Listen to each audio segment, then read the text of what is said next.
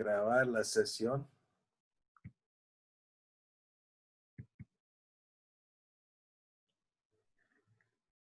Bien, ya estamos entonces entrando aquí a la lección 10, que espero que ya terminaron con estudiar esta lección. Y si hay mayores preguntas o inquietudes en cuanto a lo que vieron esta semana en las lecturas y en el libro, aquí siempre estamos a la orden para que podamos contestar esas preguntas. Entonces, hemos venido mirando la parte de las escrituras en su forma original, digamos, en hebreo y griego en las lecciones anteriores, pero también reconocemos que a través de la historia, la Biblia ha sido traducida en muchos diferentes idiomas. Entonces, por esa razón decimos aquí, gracias a Dios que podemos leer la Biblia en nuestro propio idioma.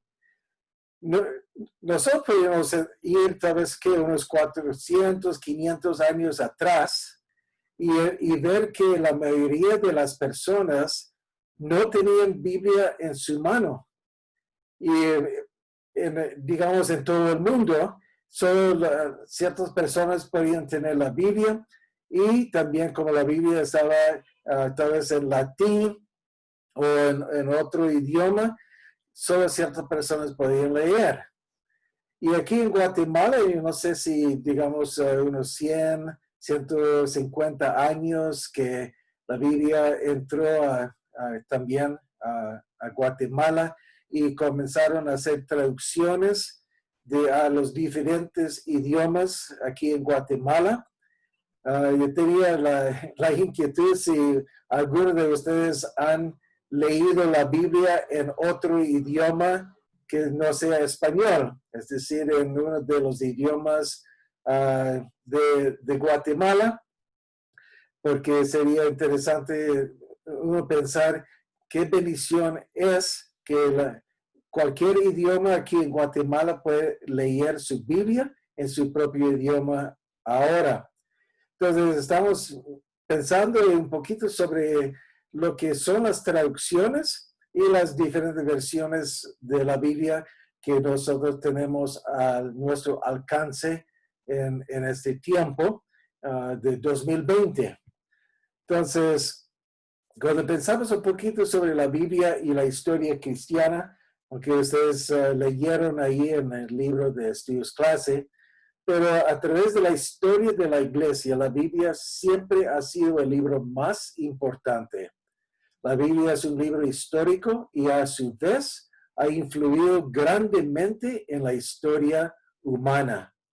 Es el libro más vendido en el mundo. Apreciémoslo. Apreciémosla. Por esa razón es importante para nosotros. Voy a cambiar de una vez aquí que tengo la oportunidad de cambiar eso. Nosotros queremos pensar un poquito entonces sobre este aspecto de la Biblia y la historia cristiana. La semana pasada hablamos de más o menos 5,000 diferentes manuscritos. Imagino que ya son más que eso que están encontrando hoy en día. Diferentes pedacitos o grandes partes de la Biblia en diferentes lugares del mundo han encontrado ahí manuscritos. De esos 5,000 más o menos de manuscritos, ya nosotros podemos pensar que los eruditos han colocado esos manuscritos en, vamos a decir, en dos diferentes grupos. Y estos dos grupos han causado la gran controversia. Y lo que estamos viendo es en cuanto al texto recibido y el texto crítico. Son dos diferentes grupos de manuscritos, de esos miles de manuscritos que existen, están colocados en dos diferentes clases de manuscritos.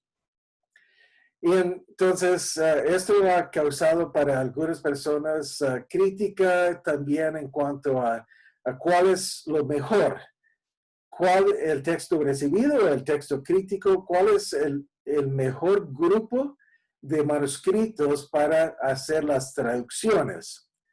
Entonces, como son grupos de manuscritos de griego, entonces, ¿cuál vamos a usar?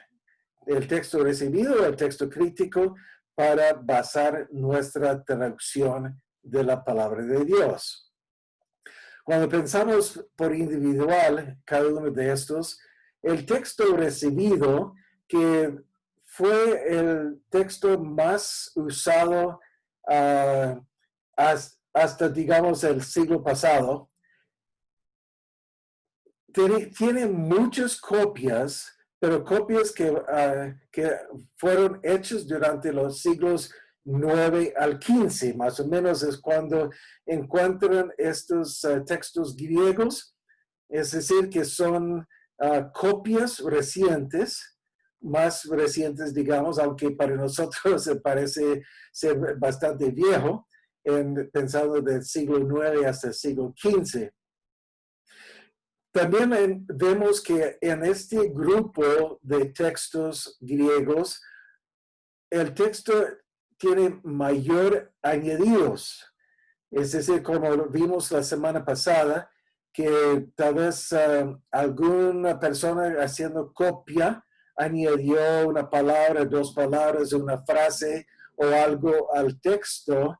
Entonces, estas copias tienen más añadidos a lo que podemos pensar que es el texto original. Y entonces incluye palabras y frases tomadas de la Vulgata. Nosotros recordamos que la Vulgata fue una traducción del griego al latín por Jerónimo, más o menos en el año 382 después de Cristo. Entonces, estas copias han llegado a contener o tener pedacitos o palabras que salen de la Vulgata, la traducción de Jerónimo, en vez de los textos manuscritos originales más viejos en griego. Entonces, esos son tres aspectos del texto recibido. Y cuando pensamos un poquito sobre el texto crítico, hay menos manuscritos en este grupo, pero son más antiguos. Algunos de esos manuscritos comienzan en el siglo II y hasta el siglo X. Uno encuentra estos manuscritos en lo que se llama el texto crítico. Entonces, este grupo no tiene la misma cantidad de manuscritos que el texto que vimos anteriormente, pero son textos más antiguos. Y así entonces es un texto con menos añadidos, porque como vimos la semana pasada, cuando las personas copiaban, a veces copiaban y ahí entonces comenzó a entrar diferentes palabras o formas de verlo.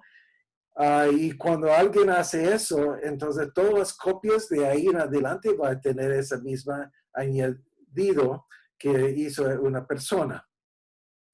Y también vemos que el texto crítico está basado en los nuevos descubrimientos, es decir, que los arqueólogos, los eruditos que estudian los textos y manuscritos antiguos, ellos están basando en cosas que están encontrando nuevamente en los últimos años. Imagino que van a continuar encontrando más manuscritos a medida que los arqueólogos van estudiando y buscando diferentes cosas que han estado ocultos por muchos años. Entonces, tenemos esos dos, vamos a pasar aquí otra vez, entre el texto recibido y el texto crítico, dos grupos de manuscritos. Y entonces la pregunta que es cuáles son mejores, el texto recibido o el texto crítico, es lo que está dando la más grande controversia.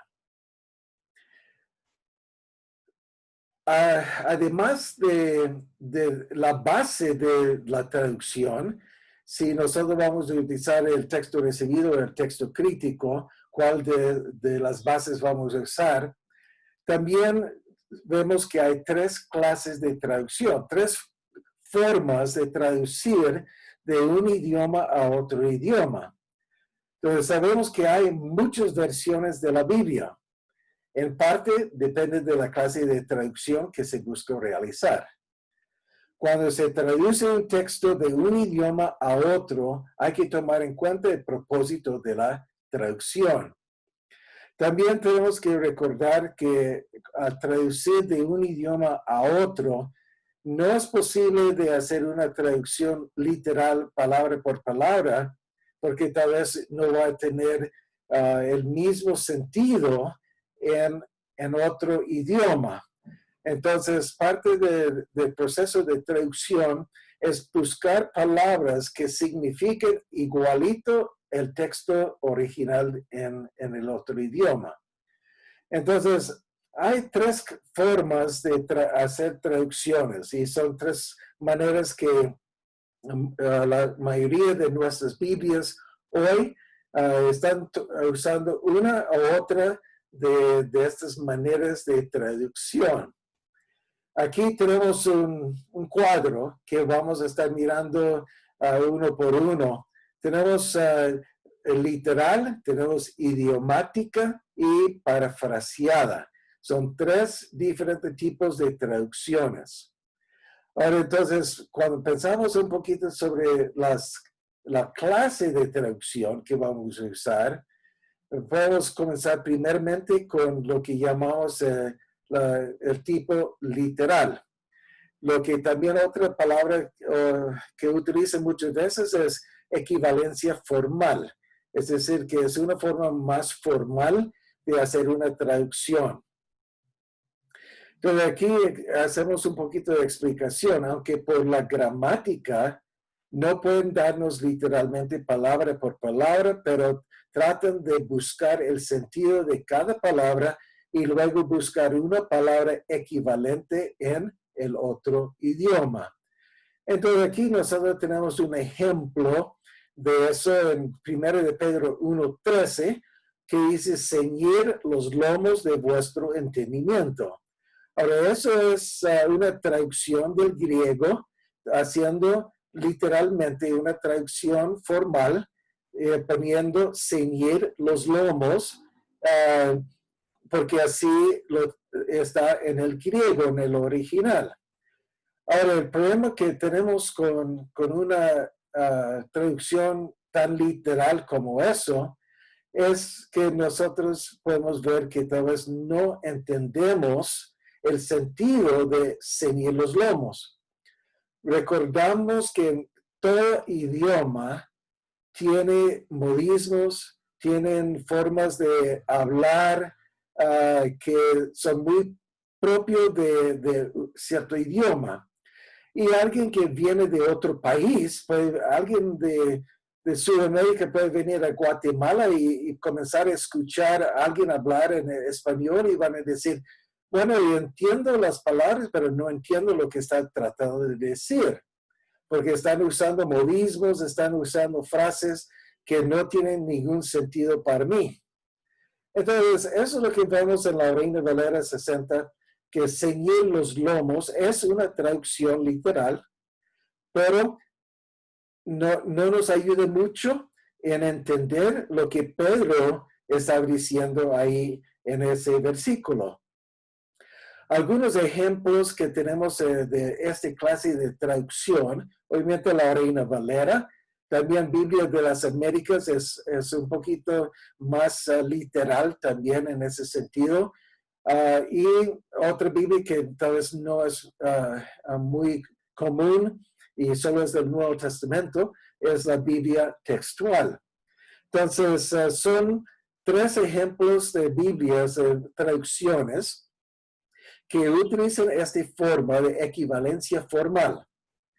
Ahora vemos también en el último cuadro ahí que enfocando en el lenguaje original, ¿okay? Eso están enfocado, la traducción está enfocada en literalmente qué es lo que dice el lenguaje original.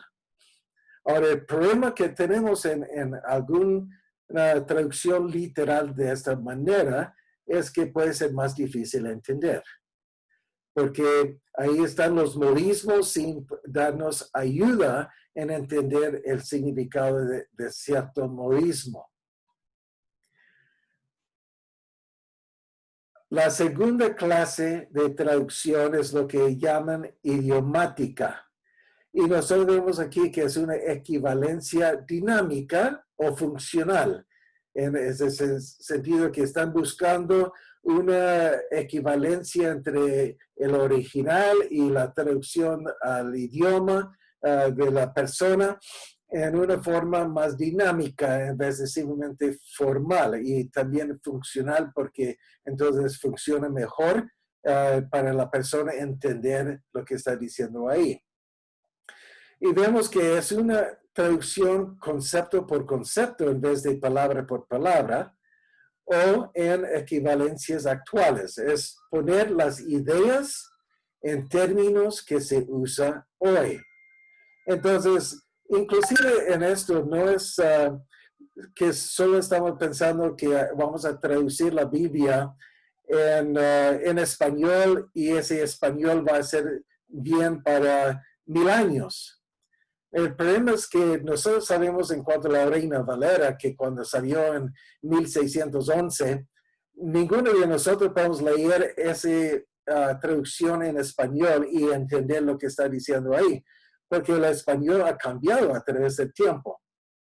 De la misma manera, llegamos a tener Reina Valera 1919, yo creo que era, y pensaba, también es bastante difícil de leer. Y la versión más común para nosotros hoy en día es la versión 1960 de la Reina Valera. ¿Por qué hay diferentes versiones en español de la Reina Valera?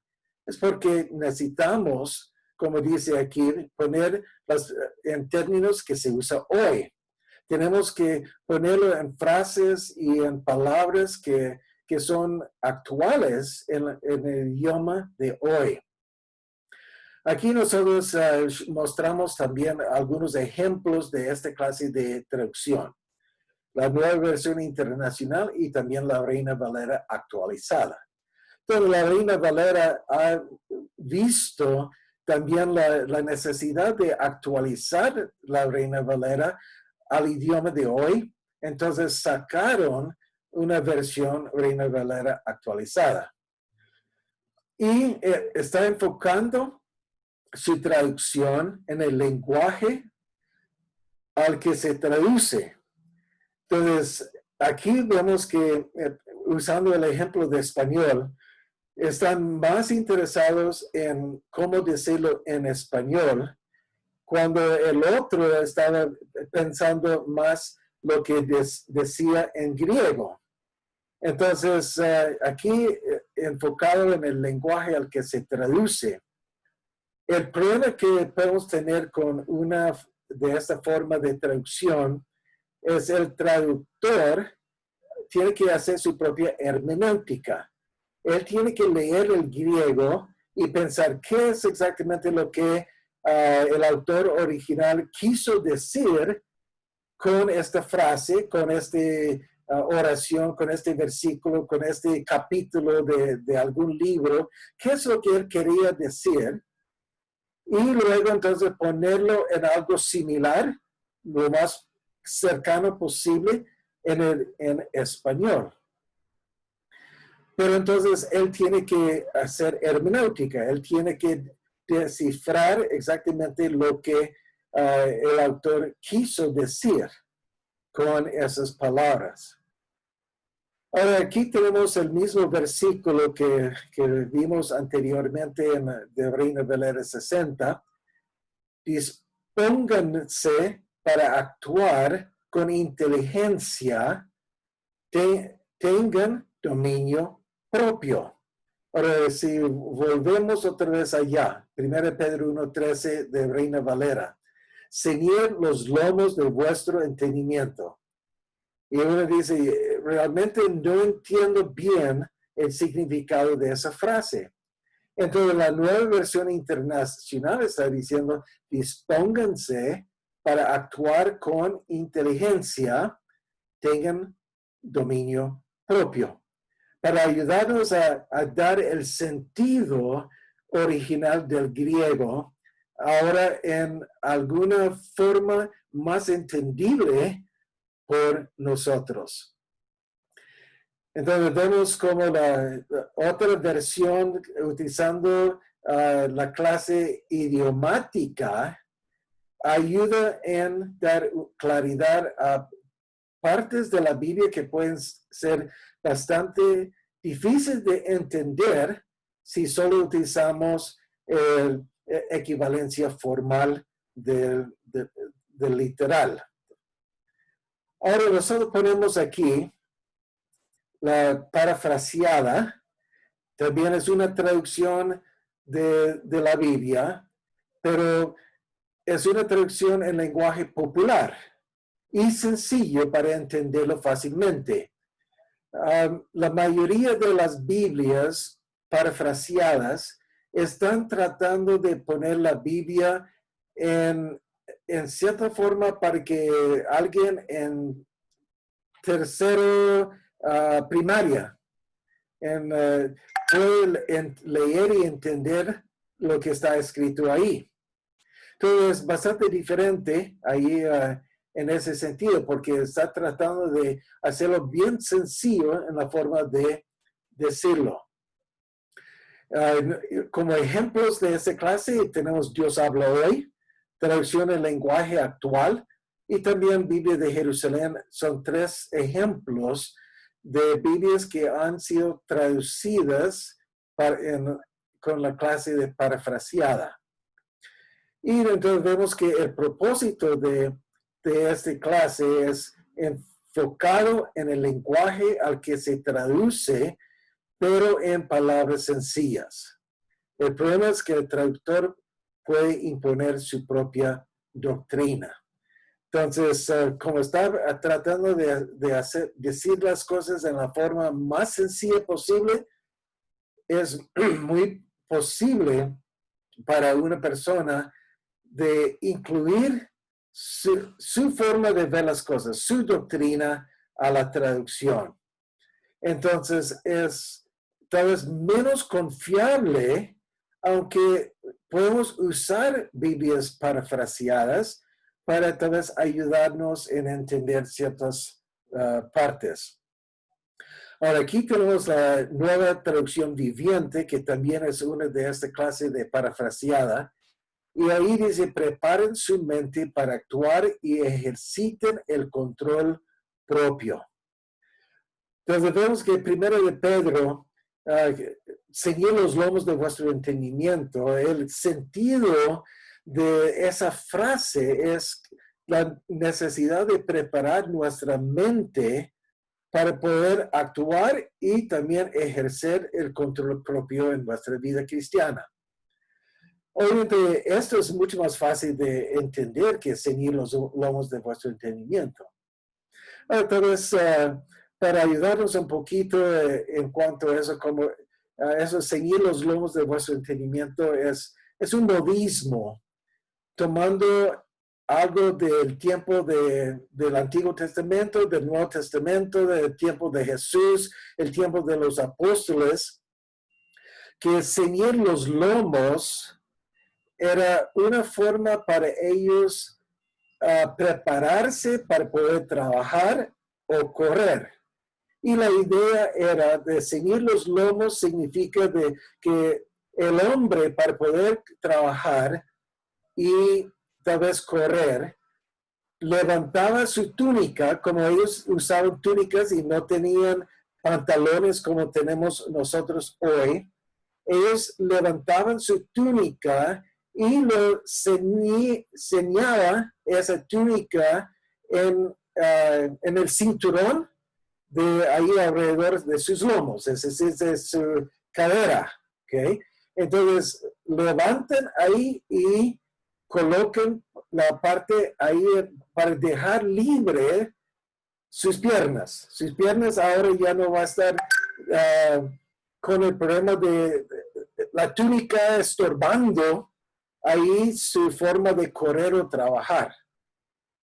Ahora, Pedro está usando este modismo de ceñir los lomos para mostrarnos la necesidad también de quitar cualquier estorbo que puede existir en nuestra mente en cuanto a para poder actuar y ejercitar ahí el control propio en nuestra vida cristiana.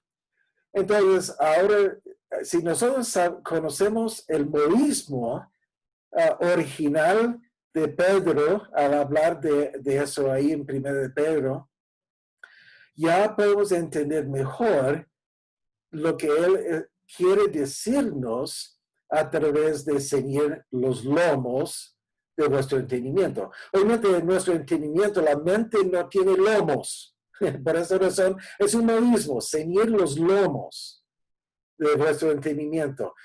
Quitar los estorbos que pueden causar problemas en nuestra vida cristiana para poder vivir la vida cristiana así tal como debemos hacerlo. Entonces, aquí vemos que en las 3 clases de traducción que buscan darnos la verdad de la palabra de Dios, no están tratando de darnos algo diferente de lo que realmente quiso decir el autor original, en este caso de nuestro ejemplo, Pedro. Ellos no están diciendo, vamos a cambiar lo que Pedro quería decir. No. Las 3 clases de traducción buscan darnos claridad en cuanto a lo que Pedro quiso decir. Entonces, es importante para nosotros entender las 3 clases de traducciones que existen hasta hoy en día, no solo traducciones de la Biblia, pero traducciones de cualquier cosa que existe en el mundo de hoy. Hay muchos textos de otras clases, digamos, de mecánica, de medicina y todo lo que ha sido traducido de un idioma a otro idioma. Y cuando nosotros vamos alrededor del mundo y encontramos que hay 6,000 diferentes idiomas en el mundo, cada vez que se hace una traducción, hay necesidad de poner la traducción en el idioma de la persona para que pueda entender exactamente lo que estaba en el original. Entonces, en el caso de la Biblia, el original es obviamente hebreo para el Antiguo Testamento y griego para el Nuevo Testamento. Entonces, ese es el trabajo de un traductor. Ahora, quiero añadir aquí una cosa muy importante. La mayoría de las Biblias que nosotros tenemos hoy como traducción no depende de una persona, digamos así. Yo no confío en una Biblia traducida por una persona sin que sea revisada por otras personas. Porque nosotros no sabemos si esa persona está poniendo mentiras y diciendo que la Biblia dice tal cosa cuando la Biblia no está diciendo eso de verdad. Por eso son las nuevas traducciones. Uno puede mirar al principio y ver la cantidad de personas involucradas en la traducción de esa Biblia. que sea la Nueva Versión Internacional, la Biblia de las Américas, todas esas Biblias tienen un grupo de personas que están mirando con mucho cuidado que la traducción sea una traducción correcta y que realmente dice lo que la Biblia dice en su original, en su forma original. Entonces, mirando otro texto en las 3 clases de traducción, la Reina Valera 60, la Nueva Versión Internacional y la Nueva Traducción Viviente. Entonces, tenemos de literal, tenemos, ¿cómo se llamaba el otro? Ya se me va olvidando la traducción idiomática y la parafraseada. ¿Okay? 3 clases de traducción de 2 Timoteo 3:16. La Reina Valera, lo que hemos memorizado, imagino todos, toda la escritura es inspirada por Dios y útil para enseñar, para redarguir, para corregir, para instruir en justicia, a fin de que el hombre de Dios sea perfecto, enteramente preparado para toda buena obra. Bueno, nosotros vemos ahí tal vez algunas palabras que tal vez no entendemos a su cabalidad. Redarguir es una palabra muy antigua que no se utiliza hoy en día en nuestro hablar común y corriente. Pero es una traducción literal del griego, entonces es bastante buena para nosotros leer y entender lo que está diciendo ahí la Reina Valera 60. Pero vemos que la Nueva Versión Internacional cambia algunas de esas palabras a un sentido más entendible por nosotros hoy. Toda la escritura es inspirada por Dios y útil para enseñar, para reprender, para corregir y para instruir en la justicia, a fin de que el siervo de Dios esté enteramente capacitado para toda buena obra. Ahora, si pueden ver ahí, en versículo 17 tenemos un cambio bastante grande, en el sentido que en la Reina Valera dice que el hombre de Dios sea perfecto, y uno dice, ¿en qué forma puede el hombre de Dios llegar a ser perfecto? Y podemos quedar un poquito incierto en cuanto al significado. Ahora, en realidad, el griego que Pablo utilizó ahí puede ser traducido en muchas diferentes formas y a través del Nuevo Testamento, la misma, perdón, en este caso en 2 Timoteo 3:16, no está usada esa palabra en ningún otro versículo de todo el Nuevo Testamento. Es una palabra única en todo el Nuevo Testamento en griego. Entonces, uno tendría que ir y hacerse la pregunta, ¿qué realmente quería decir Pablo al utilizar esa palabra ahí en Timoteo 3:17? Entonces, en la Nueva Versión Internacional comenzamos a ver que el significado de esa palabra es que nosotros estemos enteramente capacitados, no hechos perfectos, en el sentido que ya no vamos a pecar más o vamos a hacer todas las cosas bien hechas, pero la idea es que la palabra de Dios es para ayudarnos a estar enteramente capacitados para toda buena obra. Bien, entonces vemos que la Nueva Versión Internacional nos ayuda a entender un aspecto ahí. También en la Nueva Traducción Viviente, que es entonces parafraseada, le van a poner en palabras más sencillas.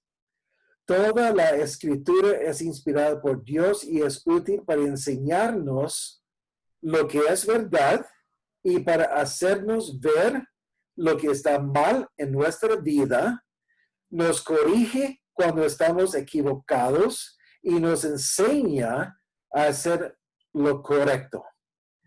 Dios la usa para preparar y capacitar a su pueblo para que haga toda buena obra.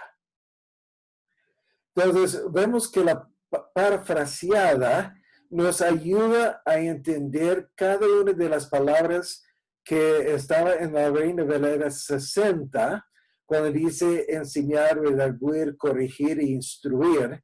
Son 4 diferentes palabras que uno realmente no sabe el significado original de Pablo. Entonces, la nueva traducción viviente está usando palabras más entendibles para nosotros y podemos ver que ahora entendemos mucho mejor esos 2 versículos en 2 Timoteo 3, 16 y 17. Ahora, nosotros podemos hacernos la pregunta, ¿cuál de esos 3 es palabra de Dios? Y obviamente la respuesta es las 3. Las 3 son palabra de Dios. Y solo estamos mirando aquí cómo el traductor está tratando de ayudarnos a entender lo que originalmente estaba escrito en griego. Y como ninguno de nosotros vamos a entender el griego, entonces necesitamos que alguien nos hace el favor de traducir lo que está inspirado por Dios en griego y ponerlo en palabras que podemos entender nosotros hoy. Entonces, una buena traducción que sea de una de esas 3 clases de traducciones sigue siendo palabra de Dios, porque el intento del traductor es poner la palabra de Dios en palabras entendibles por nosotros hoy. Entonces, la importancia de versiones de la Biblia. Viendo las diferencias entre las 3 clases de traducción y el valor que tenga cada una, es recomendable tener mínimo unas 4 versiones de la Biblia para poder hacer comparaciones y entender mejor el sentido del texto con mayor claridad. Ahora,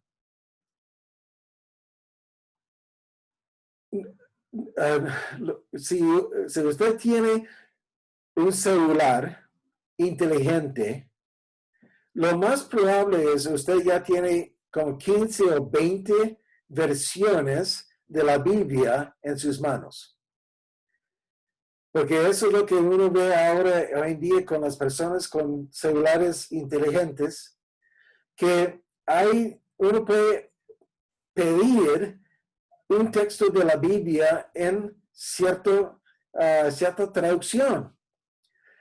Entonces, eso de tener 4 versiones de la Biblia, aunque también para mí es importante que tengamos 4 versiones en papel, no solo en versión inteligente ahí en su celular, pero que tengan esos en su mano para que puedan comparar lo que dice diferentes versiones de la Biblia en diferentes versículos, recordando que cada versión está tratando de ayudarnos a entender el idioma original. La otra cosa que añadimos aquí al final, aquí es, además, las nuevas versiones están basadas en los nuevos descubrimientos. Las nuevas versiones están usando las copias de manuscritos más antiguas.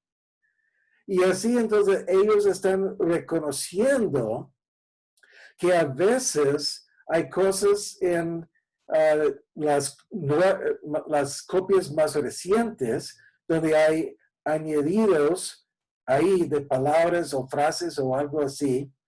Ellos están haciendo la traducción basado en los nuevos manuscritos que han encontrado que son más antiguos, del siglo II hasta el siglo X. entonces son mucho más antiguos. Obviamente ellos pueden utilizar eso y compararlos con las otros manuscritos. No es que ellos están diciendo que vamos a botar los manuscritos más recientes, porque todo tiene valor.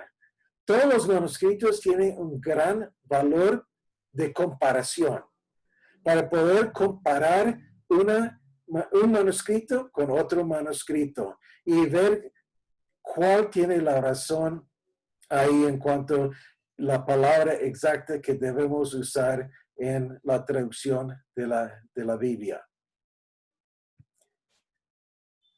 Entonces, con la expansión del Evangelio, desde, digamos, con el tiempo de los apóstoles, al final el primer siglo, y entrando al segundo siglo y siguiendo, la gente comenzó a esparcirse por todo el mundo. Entonces, cuando fueron de un lugar para otro, vieron la importancia de traducir la Biblia al idioma de los distintos pueblos, para que ellos pudieran leer y entender la Biblia por sí mismos. Sabemos que durante el tiempo del Imperio Romano, tal vez el idioma que conocían la mayoría de las personas en el Medio Oriente era latín, que era de los romanos, y también conocían griego y tal vez otros idiomas diferentes. Entonces, ellos no tenían problemas tal vez en leer la Biblia en griego o en latín con la traducción de Jerónimo. Pero nosotros vemos aquí algunas traducciones importantes a través de la historia.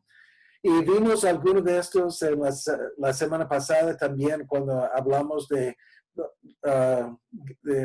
Biblias importantes para ayudar en entender lo que dice la Biblia. El siríaca, con el tilde ahí, de Siria, que era similar al arameo, era una de las traducciones más antiguas, que ellos comenzaron a traducir ahí la Biblia al idioma de las personas que vivían en Siria, y es un idioma muy similar a arameo. Luego tenemos la traducción latina, es decir, en latín, que era para Italia y el norte de África, que tenían ese conocimiento de latín, y entonces es también otra traducción muy importante. La traducción copta, que era una parte de Egipto, que ellos entendían un idioma diferente. Entonces, algunos comenzaron a traducir la Biblia al idioma de esa parte de Egipto. Otra forma de mirar aquí también son versiones que eran más importantes. No solo en cuanto a qué idioma que fue traducido, sino en las versiones que llegaron a tener mucha importancia en la historia de la iglesia. Entonces, algunas de esas versiones es la Vulgata, que obviamente es en latín por Jerónimo, se conocía como el Vulgata. La Peshitta también era otra traducción muy importante en su tiempo, y a algunas personas todavía les gusta ver la Peshitta hoy en día y estudiarla y leerla. Yo creo que ha sido traducido a español la Peshitta, ¿ok? Entonces tienen una Biblia en español que es una traducción de la Peshitta. Otra Biblia fue la Biblia alfonsina. Era un manuscrito del Antiguo Testamento ordenado por Alfonso X, más o menos en el año 1280 después de Cristo, y que contiene todo el Antiguo Testamento traducido de la Vulgata latina. Ok, entonces ya es una traducción diferente que ellos están usando la Vulgata para traducir ahí hacer esta Biblia que también llegó a tener mucha importancia durante la historia de la iglesia.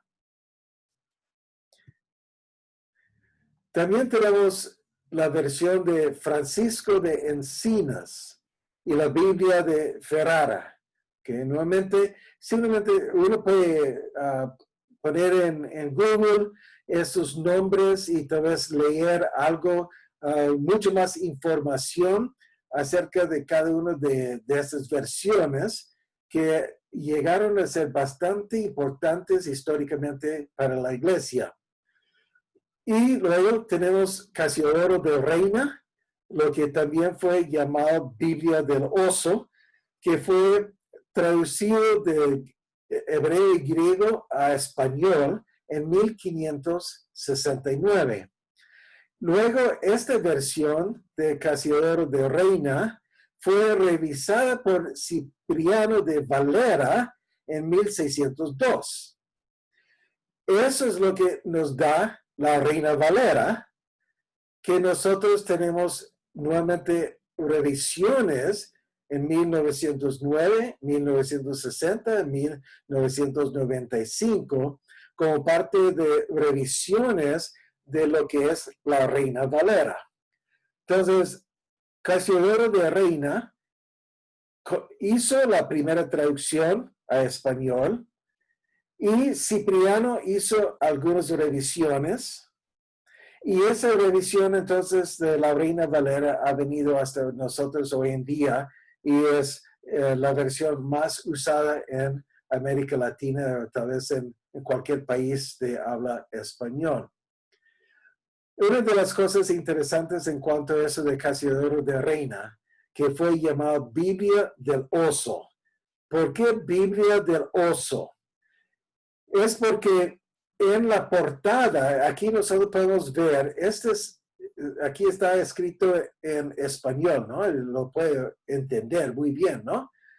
Que es los sacros libros del libro Viejo y Nuevo Testamento, ¿ok? Y hay una traducción que él hizo, pero en la portada hay un oso que está tratando de sacar miel de un panal o algo que está ahí en ese arbolito. Entonces, llegó a ser conocido como Biblia del Oso.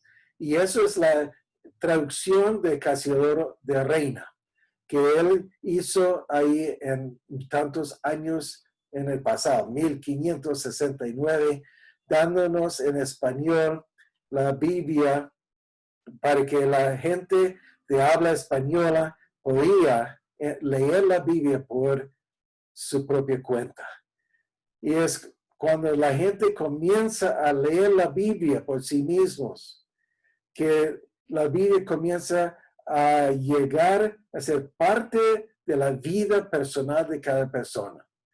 Porque antes de esto estaba en latín y la mayoría de las personas no podían leer ni entender el latín. Entonces es algo bastante importante cuando llegó esta Biblia en español iniciado ahí. Ahora tenemos un video que quiero poner aquí para que podamos escuchar un poco de lo que hemos venido hablando aquí esta mañana. A mediados del siglo XVI, en el monasterio de San Isidro del Campo, en Sevilla, España, tuvo lugar un curioso episodio. Algunos monjes comenzaron a estudiar la Biblia y varios textos protestantes, y como consecuencia abrazaron la causa de la Reforma. Bienvenidos a este resumen de la vida de Casiodoro de Reina.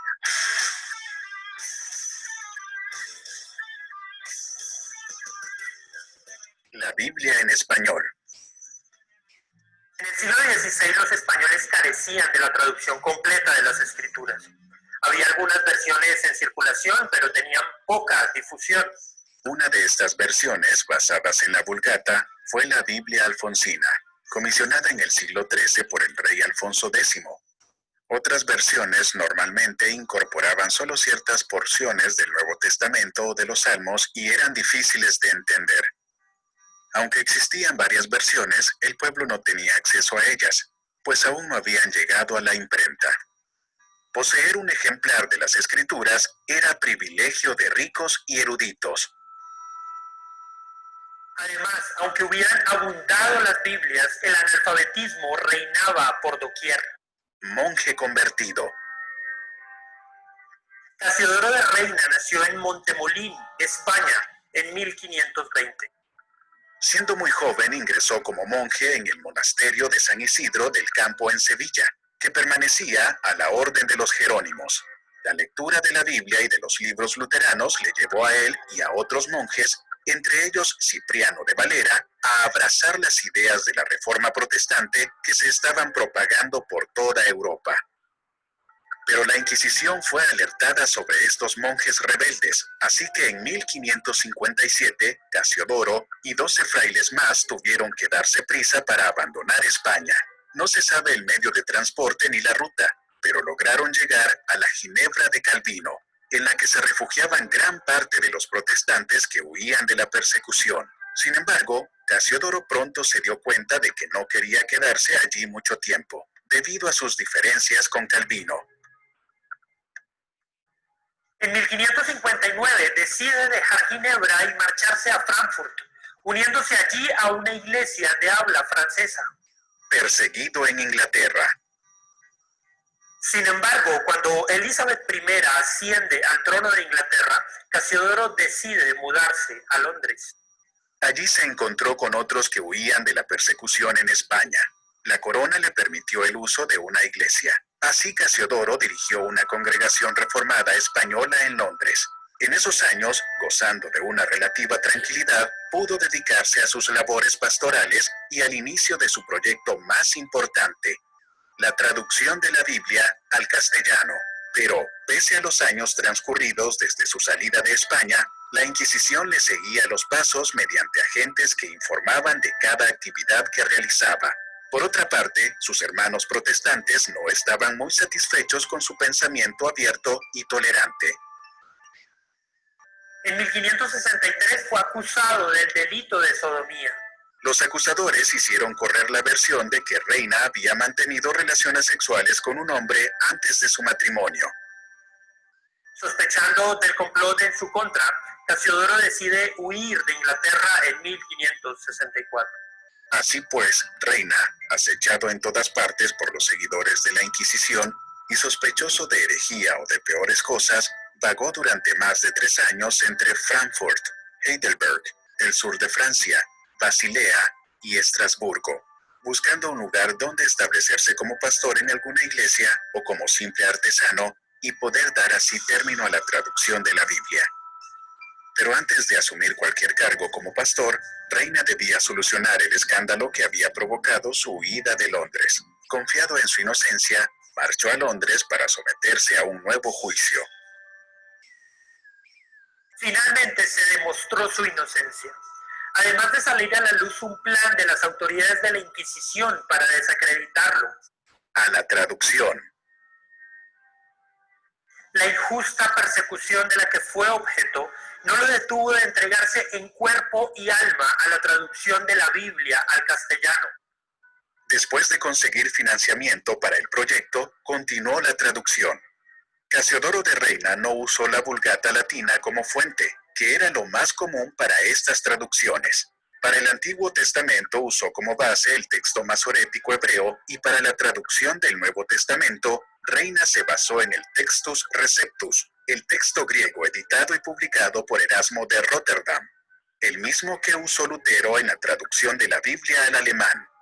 No fue una tarea fácil. Durante el transcurso de 12 años, tuvo que afrontar grandes retos. Reina enfermó gravemente al punto de estar en cama durante casi 5 semanas. El impresor original falleció dejando el trabajo inconcluso y la Iglesia Católica Romana le amenazaba constantemente, haciendo todo lo posible para que ese temido libro no entrara en España.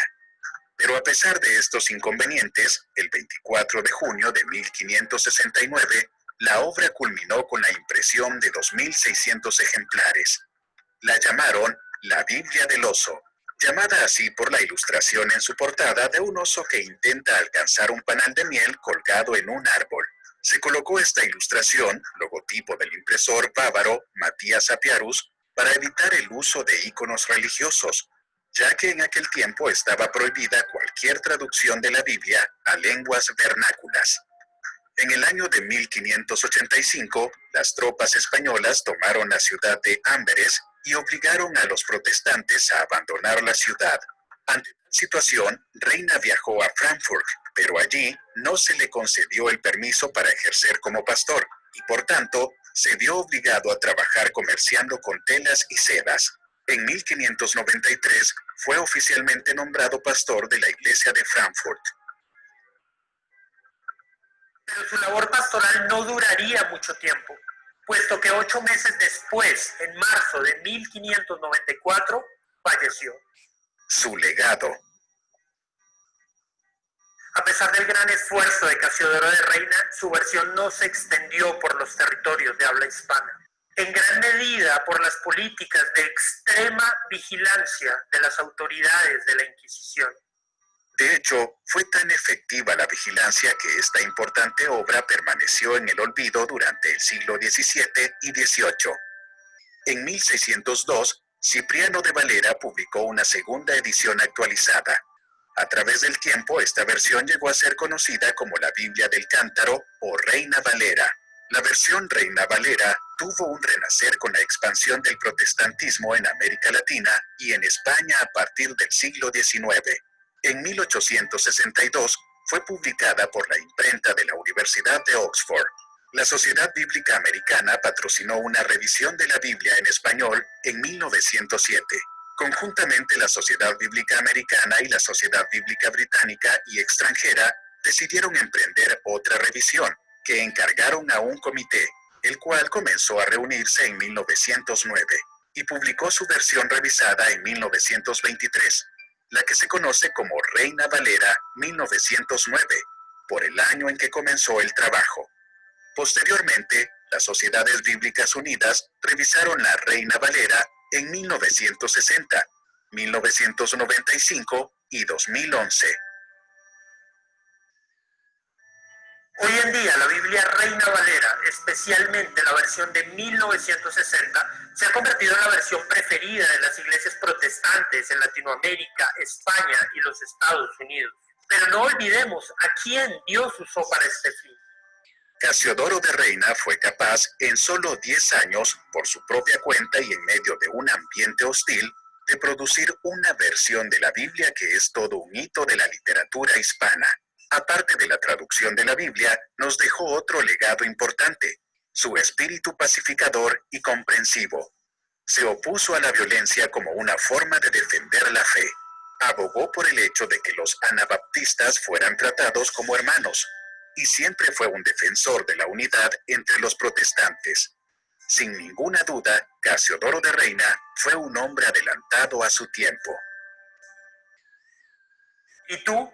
¿Conocías la historia de la versión de la Biblia que tal vez más has leído en toda tu vida? ¿Le das gracias a Dios por poder leer su palabra en tu idioma? Déjanos tus comentarios y suscríbete a nuestro canal para ver más contenido como este.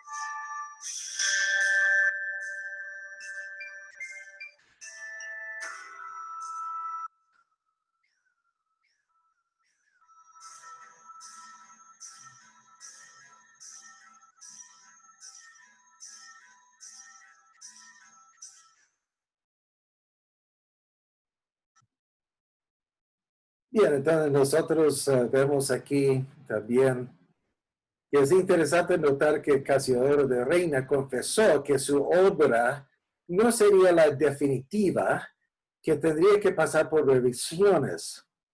En el prólogo de la Biblia del Oso, él declaró ahí que dice, no somos del número de los que o con razón o sin ella presumen tanto de sí que tengan por tan acabado lo que una vez sale de sus manos, que nada se le puede añadir ni quitar. las palabras de Casiodoro en cuanto a su trabajo ahí de traducir la Biblia a español. Y más adelante reconoce que cometió errores que tendría que corregirse. Escribió, y cuando la oportunidad se ofrece, enmendar los errores con toda suavidad. Y eso es precisamente lo que hizo Cipriano de Valera unos años después, cuando él hizo una revisión de la Biblia del Oso y llegó a ser conocido como la Reina Valera. Ahora, pensando un poquito sobre las versiones modernas que nosotros tenemos hoy en día para nosotros leer, han habido muchas traducciones de la Biblia al español con el propósito de darnos una Biblia clara y comprensible en nuestro propio idioma. Cada nueva traducción de los idiomas originales se llama una versión. Entonces, aquí tenemos una lista de versiones importantes que han salido durante estos años. Comenzando en el año 1986, salió ahí la Biblia de las Américas, que todavía sigue siendo una de las más confiables traducciones que podemos tener de la Biblia. Luego, en 1999, salió en su forma total la Antiguo y Nuevo Testamento, la nueva versión internacional. Anteriormente había salido, yo creo, una parte del Nuevo Testamento y cosas así, pero ya la Biblia entera en español en 1999. En 1994, la versión popular salió que, como nosotros reconocemos que es una de las versiones parafraseadas, que era para ayudar a los niños a poder leer la Biblia y entenderla. Entonces llegó a ser bastante popular, como dice ahí, esa versión de la Biblia en ese año. La Biblia actualizada en 1989 también era otra traducción a español, una versión muy importante, aunque no es una que es tan usada tal vez hoy en día, pero también es una versión muy importante de tener. Biblia para Todos en 2003, la nueva traducción viviente en 2010, que tal vez es uno de los más recientes que nosotros vemos ahí, la nueva traducción viviente. Hace 10 años atrás salió esa versión. Obviamente, como dije anteriormente, uno puede mirar en nuestras Biblias inteligentes, perdón, celulares inteligentes, o entrar en Internet y ver la cantidad de versiones de la Biblia que están en español hoy en día. Hay bastantes diferentes. Y entonces están ahí para que podamos comparar y leer diferentes versiones y ver cómo una persona hizo una traducción del griego o del hebreo a español y podemos comparar las diferentes formas, las diferentes palabras que utilizaron para hacer su traducción. Entonces, cada nuevo manuscrito descubierto proporciona evidencia adicional respecto al contenido preciso de los textos bíblicos que salieron de la pluma de los escritores inspirados. Recuerden, como vimos tal vez en las primeras lecciones de este curso, que cuando hablamos de la Biblia inspirada por Dios, estamos hablando de la inspiración de los autores originales que escribieron en hebreo o en griego la Biblia. Entonces, las traducciones tratan de hacer algo en nuestro idioma que es lo más cercano posible a lo que los autores inspirados habían escrito. Cada nueva revisión debe tomar en cuenta esta evidencia y hacer los cambios necesarios para que la Biblia que usamos sea una traducción fiel de los textos originales. Siempre habla de la necesidad de hacer revisiones. Entonces, eso lo vemos a través de los años. La Biblia Reina Valera ha tenido revisiones y de otras Biblias que salen cuando hay descubrimientos. A veces ellos hacen alguna revisión o poniendo la Biblia en un idioma más conocido por las personas que están viviendo hoy. Digamos, en 50 años de ahora, el español habrá cambiado suficiente que va a ser necesario tal vez hacer una nueva revisión. No sabemos, ¿no? Exactamente. Recuerden que la Biblia más usada hoy en día es la versión de la Reina Valera 60. Estamos hablando de hace 60 años atrás, que por 60 años hemos venido usando esa Biblia de Reina Valera 60, aunque ha salido otras revisiones que han tratado de ayudarnos a entender mejor la Biblia en el idioma que es más conocido por nosotros hoy de esa forma. Ahora, hemos hablado de los idiomas del mundo. Hay traducciones mundiales existentes. Aquí tenemos algo que es tal vez hace 2 o 3 años atrás, estos números, y obviamente como van añadiendo más y más a esto, los números pueden cambiar un poquito. Pero además hemos visto muchas traducciones de la Biblia en los idiomas del mundo. Debemos dar gracias al Señor que tenemos muchas Biblias y versiones en español, mientras otros todavía no han leído la Biblia en su propio idioma. Entonces aquí nosotros estamos viendo y comparando la bendición que nosotros tenemos en tener la Biblia en nuestro propio idioma, cuando otras personas no tienen ni una Biblia en su idioma. Entonces, de los 6,900 y más idiomas que son hablados hoy en el mundo, casi 7,000 idiomas en el mundo. Solo 2,200 el número de idiomas que no tienen ninguna parte de la Biblia. Okay. 2,200 idiomas en el mundo, personas que no tienen ni una palabra de la Biblia en su idioma, pero con la posible necesidad de comenzar una traducción. Vemos que el trabajo de traducir la Biblia en idiomas es bastante grande todavía. 2,200 idiomas del mundo que necesitan tener la Biblia en su idioma. Ahora, hay 1,185 idiomas, el número de comunidades lingüísticas que tienen acceso al Nuevo Testamento en su idioma natal, o sea, el idioma de su corazón, el idioma con el cual nació. ¿Okay? Entonces, hay 1,185 comunidades que tienen el Nuevo Testamento, pero no tienen el Antiguo Testamento, solo el Nuevo Testamento. Solo hay 451 de esos idiomas, de los 7,000 idiomas en el mundo, hay 451 el número de comunidades que tienen acceso a una Biblia entera en el idioma que entienden mejor.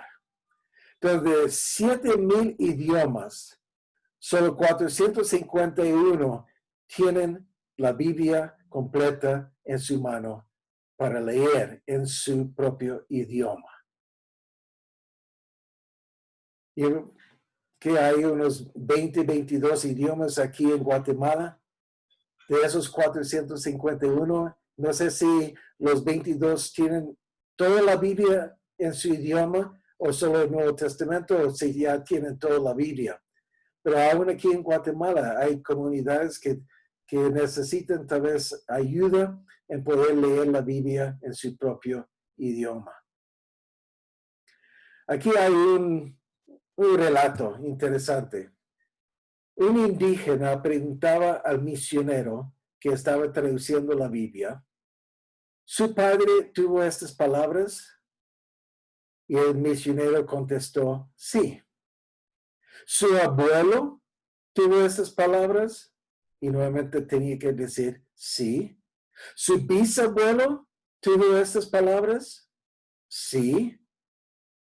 Entonces vemos aquí que esta persona, ese indígena, ya con pena de seguir preguntando, hizo una pregunta más. ¿Por qué demoraron tanto en traernos estas palabras?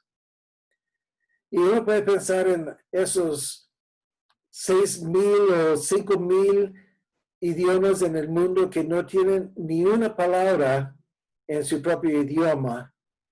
Y si alguien llega allá a hacer una traducción, es posible que ellos van a hacer esa misma pregunta. ¿Por qué demoraron tanto tiempo en traernos la Biblia en nuestro idioma? Tan bendecidos que somos con el idioma, que sea inglés o español o otro idioma, y que ya tiene ahí la Biblia traducida en su propio idioma.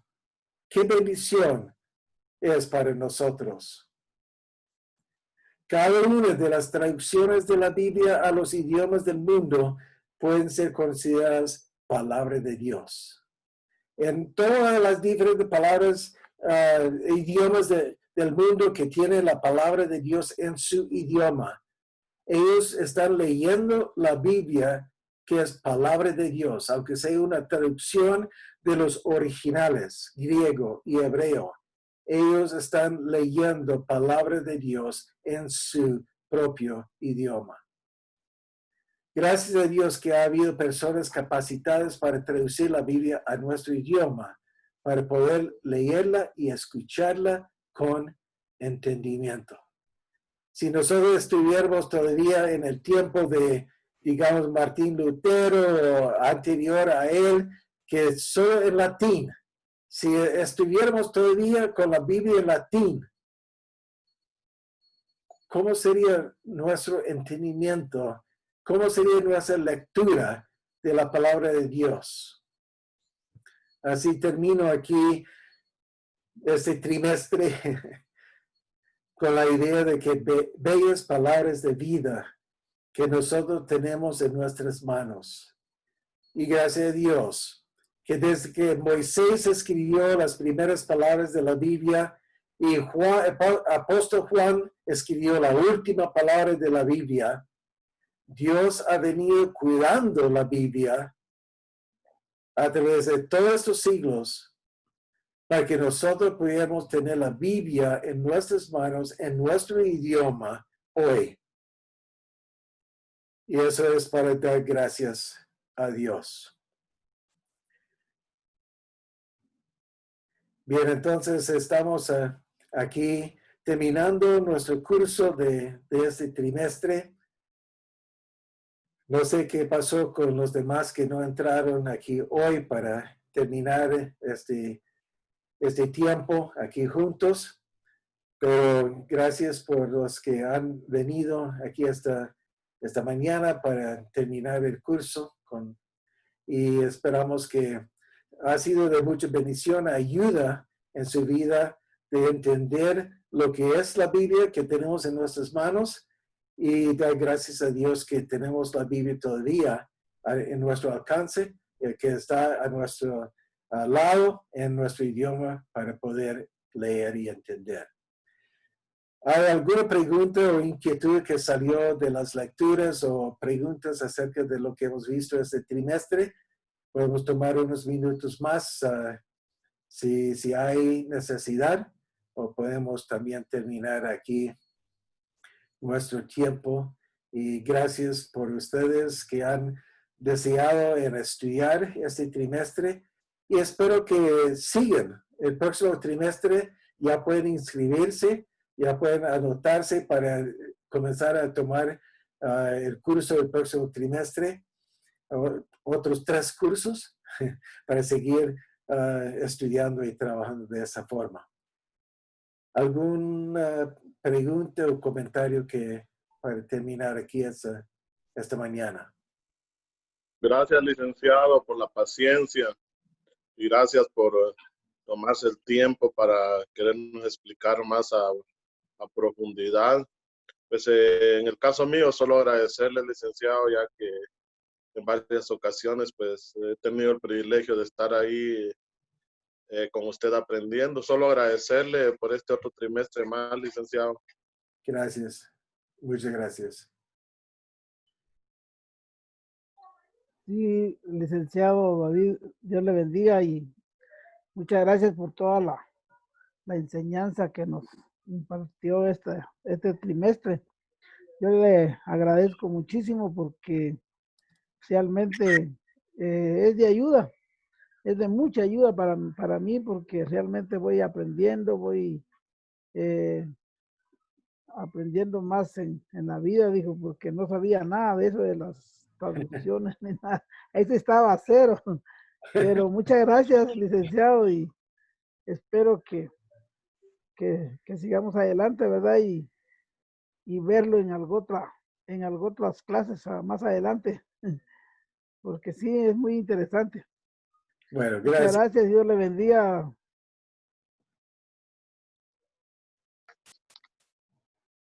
Bueno, licenciado, le agradecemos bastante. Creo que todos los hermanos estamos felices de poder finalizar este curso. Hemos aprendido bastantes cosas y nos ha sido bastante grato el poder comprender cosas las cuales en su momento no entendíamos ni siquiera pasaba por nosotros. Y le agradecemos bastante. Yo creo que todos estamos muy felices, como le repito, de terminar este trimestre y poder entrar a uno más, al cual sabemos que Dios nos va a ayudar a poder entender. Le agradezco bastante por lo que nos ha enseñado en estos meses y por la paciencia que he tenido para hacer nuestras personas. Muchas gracias, Andrés. Que Dios los bendiga a todos y gracias por su paciencia también conmigo. Yo sé que a veces tal vez es un poquito difícil entender lo que quiero decir y me traba la lengua un poquito.